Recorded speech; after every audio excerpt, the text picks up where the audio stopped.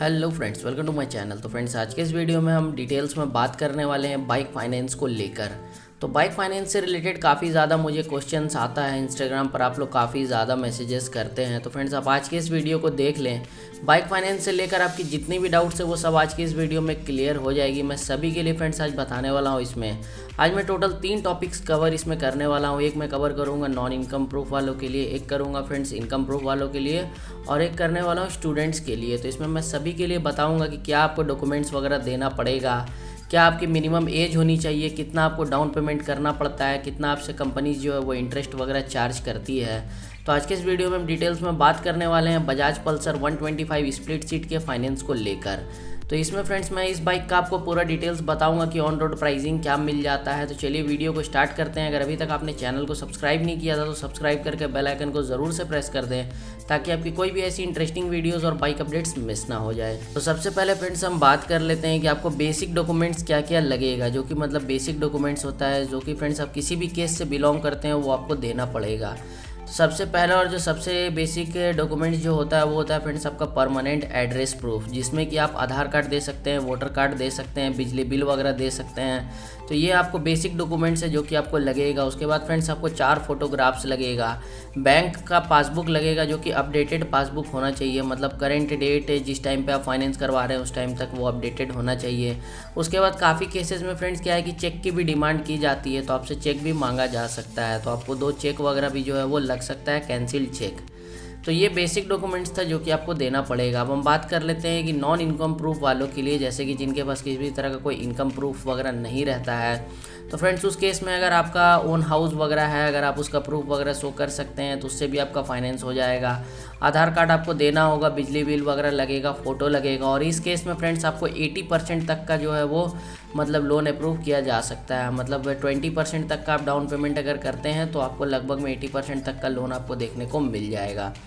तो ये फ्रेंड्स अगर डॉक्यूमेंट्स अगर आप शो करते हैं तो मतलब जितना आप डॉक्यूमेंट्स जो है वो मतलब कंपनी की तरफ से मांगा जाएगा, अगर वो आप प्रोवाइड करा देते हैं तो इसमें क्या है कि ज़्यादा लोन होने के चांसेस होते हैं, मतलब ज़्यादा परसेंटेज ऑफ लोन आपको मिलने का चांस रहता है, जिसमें कि आप कम से कम डाउन पेमेंट करके जो है वो बाइक को ले जा सकते हैं। अगर हम बात कर लेते हैं नेक्स्ट केस का, जो कि रहने वाला है इनकम प्रूफ वाले केस, जिसमें कि फ्रेंड्स आप जो है इनकम प्रूफ में आप बोल सकते हैं जितने भी जॉब करने वाले हो गए या फिर बिजनेसमैन्स जो हैं जो कि ITR वगैरह की फाइलिंग करते हैं, तो ये सब फ्रेंड्स आ जाते हैं इनकम प्रूफ वाले में। इसमें जो है वो आपको मतलब प्रोसेसिंग चार्ज वगैरह जो होता है और इंटरेस्ट वगैरह जो होता है वो थोड़ा कम आपको देखने को मिलता है नॉन इनकम प्रूफ वालों के कंपैरिजन में। मतलब यहाँ पे आपको एक थोड़ा बेनिफिट्स मिल जाता है, क्योंकि अगर आप ITR वगैरह अगर फाइल कर रहे हैं तो अगर आप वो सब डॉक्यूमेंट्स शो करेंगे तो यहाँ पे आपको थोड़ा सा जो है वो बेनिफिट देखने को मिलेगा।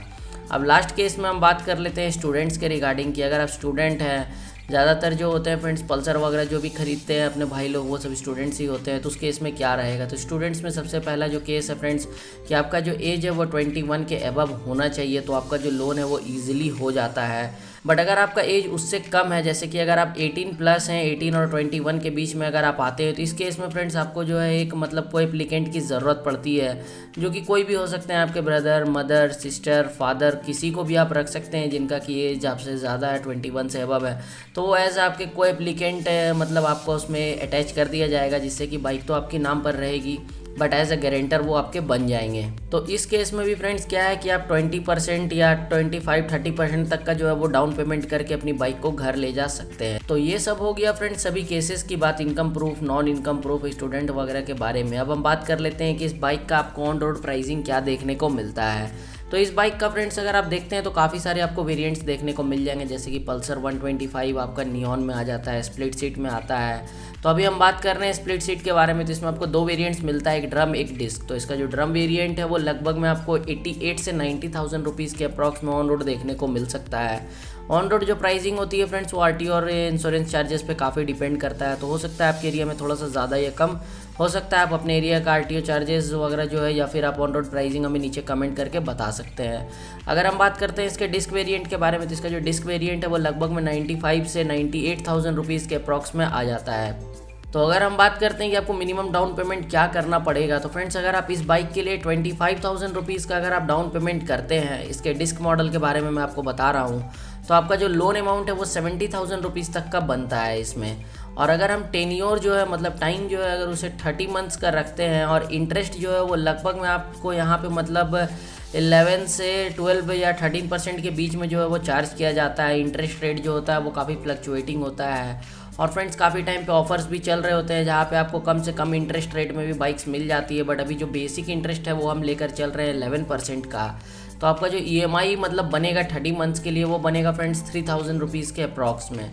तो अगर आप 30 मंथ्स के लिए फाइनेंस करवाते हैं, अगर आप 70,000 रुपीज़ का जो है वो लोन अमाउंट रखते हैं और 25,000 रुपीज़ अगर आप डाउन पेमेंट करते हैं तो लगभग में आपका 3000 रुपीज़ के अप्रॉक्स में आपको पे करना होगा 30 मंथ्स तक। तो ये 30 मंथ्स का स्कीम था जिसमें कि आप 25,000 रुपीज़ डाउन पेमेंट कर रहे थे। अगर वहीं हम बात कर लेते हैं कि अगर आप डाउन पेमेंट को इंक्रीज़ कर देते हैं, अगर आप 40,000 रुपीज़ का डाउन पेमेंट कर देते हैं तो 40,000 रुपीज़ का अगर आप डाउन पेमेंट करते हैं तो आपका लोन अमाउंट जो है वो 55,000 रुपीज़ के अप्रॉक्स में बनेगा। और आपका टाइम जो है ड्यूरेशन वो आप सेम अगर रखते हैं 30 मंथ्स का तो आपका इंटरेस्ट जो है 11% के लगभग में आपसे चार्ज किया जाएगा। तो आपका मंथली EMI जो है वो 2372 रुपीज़ के अप्रॉक्स में बनेगा। तो आप बोल सकते हैं कि 2300 रुपीज़ के अप्रॉक्स में आपको मंथली पे करना होगा 30 मंथ्स तक अगर आप 40,000 रुपीज़ का डाउन पेमेंट करते हैं तब। तो ये जो केस था फ्रेंड्स ये 40,000 डाउन पेमेंट का था। अगर वहीं हम बात करते हैं 25,000 रुपीज़ का ही अगर आप डाउन पेमेंट करना चाह रहे हैं और आपका जो लोन अमाउंट है वो 70,000 रुपीज़ का बनता है और अगर अपना ड्यूरेशन को आप इंक्रीज़ कर देते हैं मतलब टाइम को अगर आप बढ़ा देते हैं 36 मंथ्स का अगर आप कर देते हैं टाइम को तो आपका जो इंटरेस्ट है वो 11% ही रहने वाला है। और आप EMI जो पे करेंगे मंथली वो पे करेंगे 2600 रुपीज़ के अप्रॉक्स में। तो आप इस हिसाब से फ्रेंड्स आप कैलकुलेट कर सकते हैं कि आपका डाउन पेमेंट कितना रहेगा तो आपका लोन अमाउंट जो है वो कितना बचता है। और उसमें अगर आप अपना 11% इंटरेस्ट को ऐड कर देते हैं तो लगभग में आप अपना खुद से भी जो है EMI कैलकुलेट कर सकते हैं। तो यहाँ पर फ्रेंड्स देखा जाए तो आप अगर ज़्यादा डाउन पेमेंट करते हैं तो आपका जो EMI है वो कम लगेगा और आपका इंटरेस्ट भी कम लगेगा अगर आप ड्यूरेशन को कम रखते हैं तो। मतलब इंटरेस्ट वगैरह जो होता है वो फ्रेंड्स आपको अगर सेव करना है तो उसका 2 टेक्निक है, या तो फिर आप डाउन पेमेंट ज़्यादा करें या फिर आप मंथली EMI जो है वो ज़्यादा पे करें, मतलब ड्यूरेशन को आप कम रखें। तो इस हिसाब से क्या है कि आप अपना कुछ पैसा जो है वो बाइक फाइनेंस में सेव कर सकते हैं। और डॉक्यूमेंट्स वगैरह का मैंने आपको सभी फुल डिटेल्स जो है वो दे ही दिया है। तो इसमें फ्रेंड्स बाइक जब भी आप फाइनेंस करवा रहे हैं तो आप इन सब पॉइंट्स का ध्यान दे सकते हैं कि आपसे डाउन पेमेंट वगैरह जो है वो कितना लिया जा रहा है, ड्यूरेशन आप कितना सिलेक्ट कर रहे हैं वो आपके ऊपर डिपेंड करता है कि आप मंथली EMI कितना तक पे कर सकते हैं। मतलब आप देख लें कि आप 3000 रुपीज़ के अप्रॉक्स में मंथली पेमेंट करना चाहते हैं या 4000 रुपीज़ तक कर सकते हैं, वो आप अपने हिसाब से देख लें कि आपके हिसाब से सूटेबल कितना बैठ रहा है। जितना फ्रेंड्स आप ज़्यादा डाउन पेमेंट करेंगे या फिर जितना आप EMI थोड़ा ज़्यादा अगर पे करते हैं तो आपका इंटरेस्ट में उतना पैसा सेव होता है। तो ये था फ्रेंड्स बेसिक फंडा जो कि आपको बाइक फाइनेंस करवाते के टाइम ध्यान रखना चाहिए।